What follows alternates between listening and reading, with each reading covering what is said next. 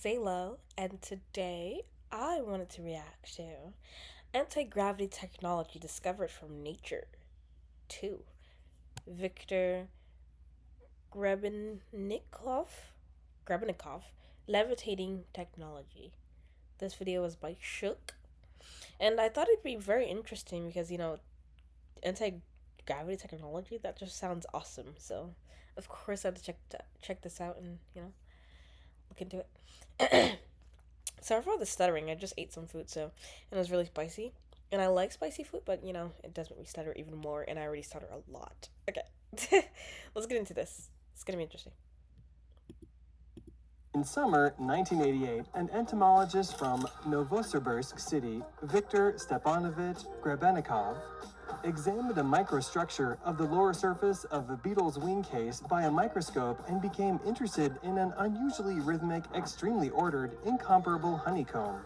Solid, multi-dimensional composition, which looked as if it was pressed by some complicated automatic machine. Honeycombs, eh? Studying this amazing micropattern allowed Grebennikov to design a platform of a new kind called Gravity Plane. Let's talk about it. Hey guys, and welcome back to the channel. For this video, we will talk about the anti-gravity technology discovered from nature, Viktor Grebennikov levitating technology. But before anything else, please leave a like on the video. Also, don't forget to subscribe to our channel and click the notification bell down below so you won't miss our videos. Without any further ado, let's hop on right to the video.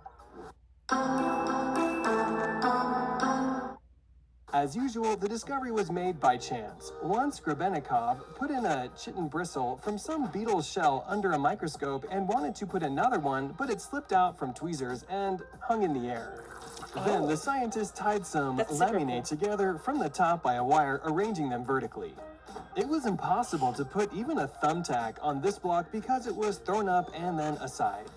When the thumbtack was forcefully fixed to the chitin block from the top, it was lifted and for a moment completely disappeared.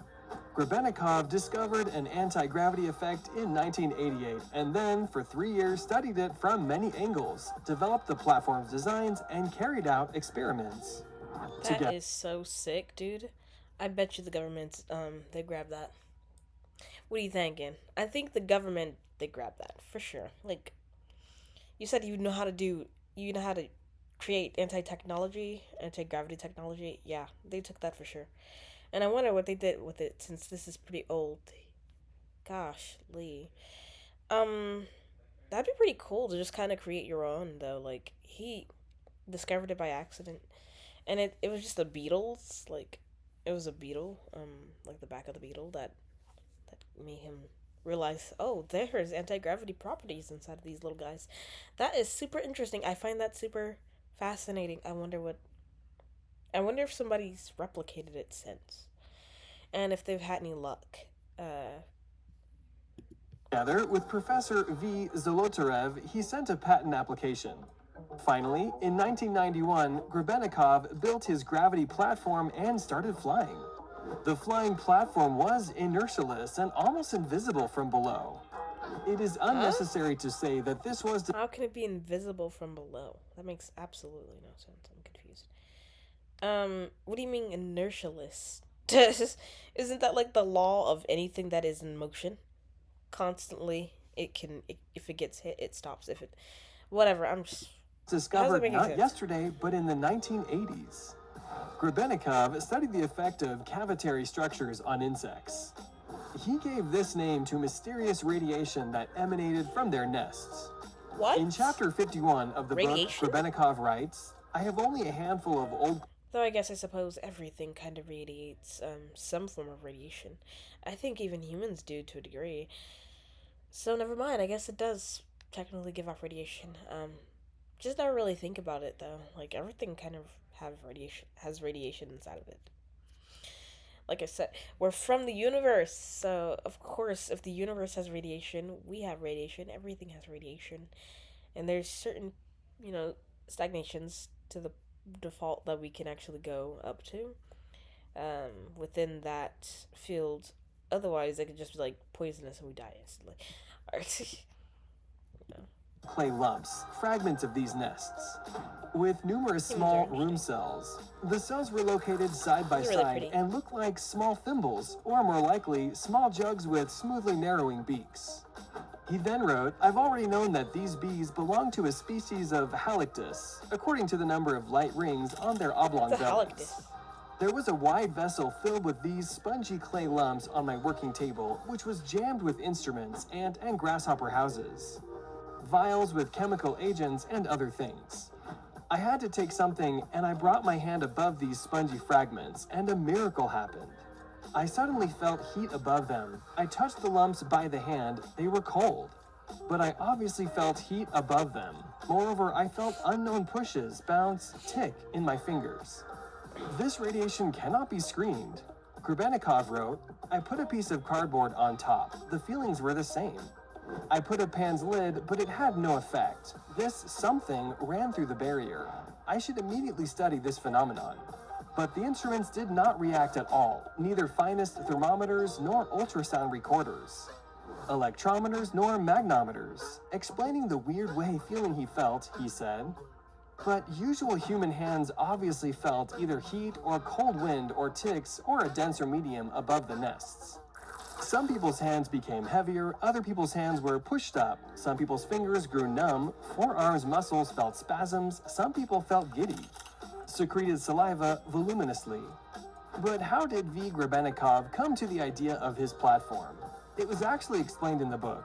He said, in summer 1988, I watched by microscope chitin shells of insects, their fleecy antennae, butterfly wings, laminae of finest structure, open work of shad moon eyes wings with bright play and other natural patterns.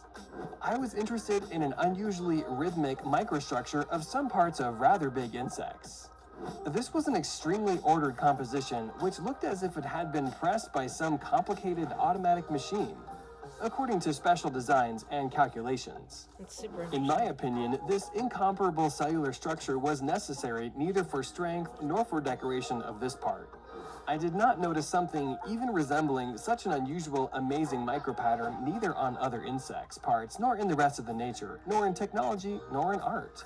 Explaining his curious nature, he continued to write, due to the fact that it was multidimensional, I could not copy it in a flat drawing or a photograph.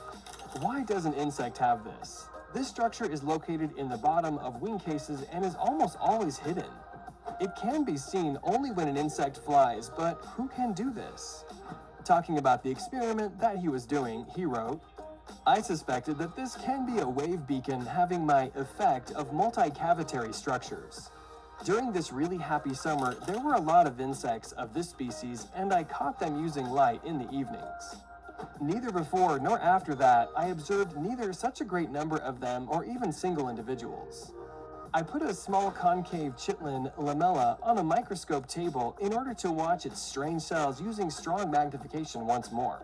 Continuing to explain it, he said, I looked at a regular masterpiece of nature jeweler and without any purpose put another lamella with these unusual cells located on one side of its sides on the first lamella by tweezers.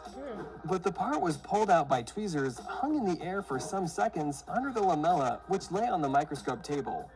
Rotated clockwise, moved in the air, to the right, rotated counterclockwise, swung, and only then quickly fell on the table. Now, talking about the What? surprise outcome, he explained in his book and said, a reader can only imagine what I felt in that moment. After coming to I would've felt consciousness, scared I before. tried some Sorry. lamellae by a piece of wire. It was difficult and possible only if I took them vertically. Explaining about the accident, so I made a kind of multi-layer chitlin block.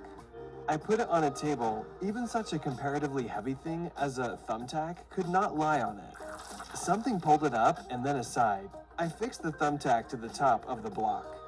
And then unbelievable things began to happen, particularly the thumbtack completely disappeared for a moment. Then I understood that it is not a beacon but some other thing. I was excited again due to agitation. Everything around me was like in a mist. But I could calm down and in 2 hours could continue working. Everything began from this accident. Did you pay attention to magical words and some of them opposed to the Earth's attraction? It is really strange that strange stellate cells cannot be seen on them though. The unusually rhythm microstructure, extremely ordered composition looking as if it had been pressed by some complicated automatic machine. According to special designs and calculations, incomparable sponginess is obviously seen on the third photograph. However, if we remember Grabenikov's remark, I did not notice something even resembling such an unusual, amazing micropattern neither on the other insects.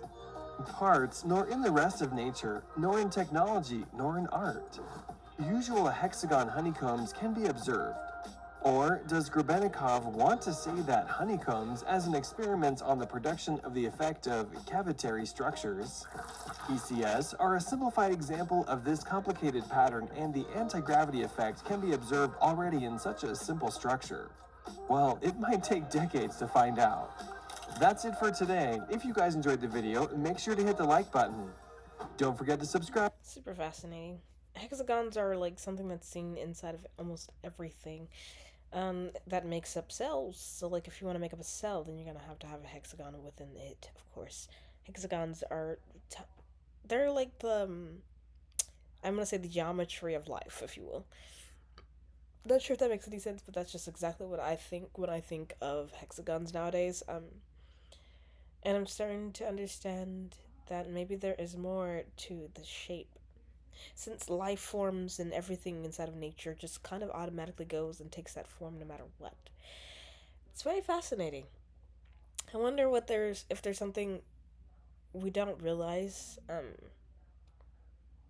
that's kind of big that has to do with hexagons and maybe the shape like it reminates and it can create frequencies when you put noise within a hexagon shape form.